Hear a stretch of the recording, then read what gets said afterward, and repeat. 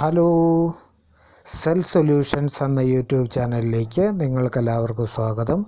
ഞാനിന്നിവിടെ പറയാൻ പോകുന്നത് സാംസങ് S4-ൻ്റെ ചാർജിങ് കംപ്ലൈൻറ്റിനെ കുറിച്ചാണ്. S4-ൻ്റെ 9505, 9500 എന്ന രണ്ട് മോഡലുകളുണ്ട്. ഈ രണ്ട് മോഡലിൻ്റെയും ചാർജിങ് കംപ്ലൈൻറ്റിനെ കുറിച്ചാണ് പറയുന്നത്. അപ്പോൾ നിങ്ങൾ ഈ വീഡിയോ കണ്ടു കഴിഞ്ഞാൽ നിങ്ങൾക്കൊരു 95% ചാർജിങ് കംപ്ലൈൻറ്റ് വളരെ ഈസി ആയിട്ട് നിങ്ങൾക്ക് ഫൈൻഡ് ചെയ്യാൻ പറ്റുന്ന ഒരു വീഡിയോ ആണ്. വീഡിയോ എല്ലാവരും ശ്രദ്ധിച്ച് കാണുക. അപ്പോൾ നമുക്ക് നേരെ വീഡിയോയിലേക്ക് കിടക്കാം. ചാർജിങ്ങിൻ്റെ കംപ്ലൈൻറ്റ് വന്നു കഴിഞ്ഞാൽ നിങ്ങൾ ചാർജിങ് കണക്ടർ ചെക്ക് ചെയ്യുക, ചാർജിങ് കണക്ടർ മാറി നോക്കുക. പിന്നെ ചാർജിങ്ങിൻ്റെ ഇതിൻ്റെ സ്ട്രിപ്പായിട്ടാണ് വരുന്നത്, ആ സ്ട്രിപ്പ് മുഴുവൻ മാറി നോക്കുക. പിന്നെ ചാർജിങ്ങിൻ്റെ സ്ട്രിപ്പിൽ എനിക്കൊട്ടും ഗ്യാരണ്ടി ഇല്ല. ചാർജിങ്ങിൻ്റെ സ്ട്രിപ്പിനകത്ത് പറയുകയാണെന്നൊരു മെയിനായിട്ട് ശ്രദ്ധിക്കേണ്ടത്, ഈ S4 രണ്ട് തരമുണ്ട്, 9505-ഉം 9500-ഉം. ഈ രണ്ടിനും വ്യത്യസ്തമായ സ്ട്രിപ്പുകളാണ് വരുന്നത്. അപ്പോൾ ഇത് ചിലപ്പം നമ്മൾ മാർക്കറ്റിൽ നിന്ന് വാങ്ങിക്കുമ്പോൾ ഇത് മാറി കിട്ടിക്കഴിഞ്ഞ് കഴിഞ്ഞാൽ അതും പ്രശ്നമാണ്. പിന്നെ സ്ട്രിപ്പിനെ പറ്റി പറയുകയാണെങ്കിൽ സ്ട്രിപ്പ് മൊത്തവും വരുന്നത് വെരി ലോ ക്വാളിറ്റി സാധനമാണ്. അപ്പോൾ മാക്സിമം നമ്മൾ ഒറിജിനൽ സ്ട്രിപ്പ് തന്നെ ഇടുക, ആ കണക്ടർ മാറ്റി നോക്കുക. സ്ട്രിപ്പിനെ മാർക്കറ്റിൽ വരുന്നതിനെ അത്രയും വിശ്വസിക്കാൻ കൊള്ളത്തില്ല എൻ്റെ അനുഭവത്തിൽ S4-ൻ്റെ കാര്യത്തിൽ. അപ്പോൾ നമുക്ക് ഏതായാലും കാര്യങ്ങൾ പറയാം. ഇതാണ് ഇതിൻ്റെ, ഇങ്ങോട്ടാണ് ഇതിൻ്റെ ഈ ചാർജിങ് കയറുന്നത്. ചാർജിങ്ങിൻ്റെ പോസിറ്റീവ് കണക്ഷൻ കയറുന്നത് ഈ സൈഡിലേക്കാണ്. ഈ സൈഡ് നിങ്ങൾക്ക് കാണാൻ പറ്റും.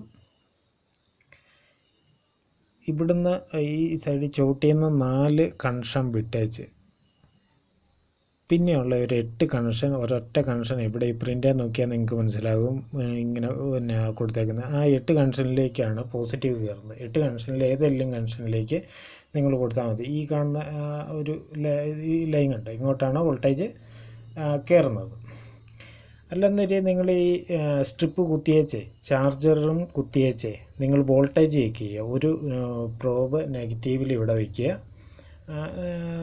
മൾട്ടിമീറ്ററിൽ വോൾട്ടേജ് സെറ്റ് ചെയ്ത് വെച്ച് നിങ്ങൾ ഈ കപ്പാസിറ്ററിൻ്റെ ഈ അടിയിലേക്ക് ചെക്ക് ചെയ്യുക.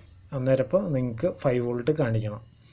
ഇത് ഇങ്ങോട്ടാണ് വരേണ്ടത്, ചാർജറിൻ്റെ വോൾട്ടേജ് കപ്പാസിറ്ററിൻ്റെ മുകളിലേക്ക്. അപ്പോൾ അങ്ങനെ ചെക്ക് ചെയ്യുക. അപ്പോൾ അങ്ങോട്ട് വരുന്നുണ്ടെന്നൊരു ചാർജിങ് കണക്ടറും സ്ട്രിപ്പും ഓക്കെ ആണെന്ന് നിങ്ങൾക്ക് മനസ്സിലാക്കാം. അപ്പോൾ അത് കഴിഞ്ഞ് വെച്ച് ഇത് കണ്ടോ, ഇതിൻ്റെ തൊട്ട് താഴെ ഒരു കുഞ്ഞാൻ IC ഇരിപ്പുണ്ട്. ഈ ICയിലേക്കാണ് പിന്നെ ഇത് കഴിഞ്ഞ് വെച്ച് കയറുന്നത്.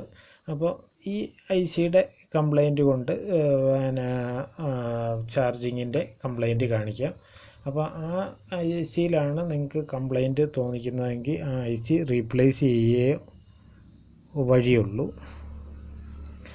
പിന്നെ വരുന്നത് ICന്ന് പിന്നെ സർക്യൂട്ട് വരുന്നത് ഇത് കണ്ടോ, ഇതിനിടയ്ക്കൊരു കറുത്ത കോയിലിരിപ്പുണ്ട് ഈ ഷീൽഡിൻ്റെ ഇടയ്ക്ക്. ആ കോയിൽ കൂടെ കയറിയിട്ട് ചാർജിങ് ICയിലേക്ക് വരികയാണ് ചെയ്യുന്നത്. അപ്പം ചാർജിങ് IC സാധാരണ കംപ്ലൈൻറ്റ് വരാറുള്ളതാണ്. ഈ വണ്ടിയിലൊക്കെ കുത്തുന്ന ചാർജറൊക്കെ കുത്തിക്കഴിഞ്ഞ് കഴിഞ്ഞാൽ ആംപിയർ കൂടുതലാണ്. അപ്പോൾ ചാർജിങ് IC പോകാനുള്ള സാധ്യത കൂടുതലാണ്. ഇവർ സ്റ്റാർട്ടിങ്ങിലൊക്കെ വണ്ടി ഇട്ടേച്ച് ചാർജറും കുത്തിയേച്ച് സ്റ്റാർട്ടിങ്ങിൽ ഓണാക്കും. അപ്പോൾ കൂടുതൽ പ്രശ്നം വരാനായിട്ട് സാധ്യതയുണ്ട്, ICക്ക് ഡാമേജ് പറ്റാൻ സാധ്യതയുണ്ട്. അങ്ങനെ പറ്റുന്ന കേസാണ്. ചിലപ്പോൾ IC അങ്ങ് അടിച്ചു പോയി കഴിഞ്ഞ് കഴിഞ്ഞാൽ ചാർജ് ഒട്ടും കയറില്ല. പിന്നെ വരുന്ന ഒരു മെയിൻ പ്രോബ്ലം ഇതിന് വരുന്നത് ചാർജ് ഒട്ടും കയറുകയില്ലാത്തതല്ല, ചാർജ് കയറും, ഭയങ്കര താമസമായിരിക്കും. ഭയങ്കര 2-3 ദിവസമൊക്കെ കുത്തിയിട്ടാൽ ഒരു ബാർ കയറും. അങ്ങനെയൊക്കെയുള്ള അവസരത്തിൽ ചാർജിങ് IC മാറ്റുക തന്നെയേ ഉള്ളൂ വഴി.